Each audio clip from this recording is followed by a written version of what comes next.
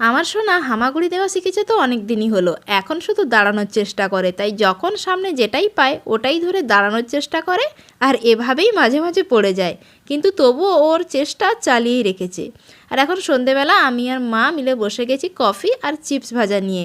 আর সোনাও কিন্তু আমাদের সঙ্গে বসে গেছে চিপস খাবে বলে, আর ও এগুলো খেতে খুবই ভালোবাসে।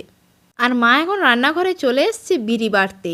শীতকাল মানেই বড়ির দিন, পরের দিন সকালে মা বড়ি দেবে, তাই আগের দিন সন্ধেবেলা সমস্ত বিড়িগুলো বেটে রেখে দিচ্ছে, কেননা সকালে হাজারো কাজের মধ্যে সময়ই হয়ে ওঠে না।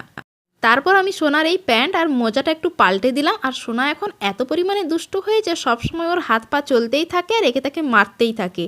তো সারাদিন সন্ধেবেলা অনেক দুষ্টুমি করে এখন দেখো বাবু ঘুমিয়ে গেছে। আর প্রচণ্ড মশা, তাই ওর মশারিটা টাঙিয়ে দিলাম আর চারপাশটা একটু বালিশও ঘিরে দিলাম। তো তারপরে ওই 10 মিনিট মতো ঘুমিয়ে দেখো উঠে পড়েছে, আর দিদুনের সঙ্গে বসে বসে এখন সিরিয়াল দেখতে ব্যস্ত, একটুকুও চোখ সরছে না ওর।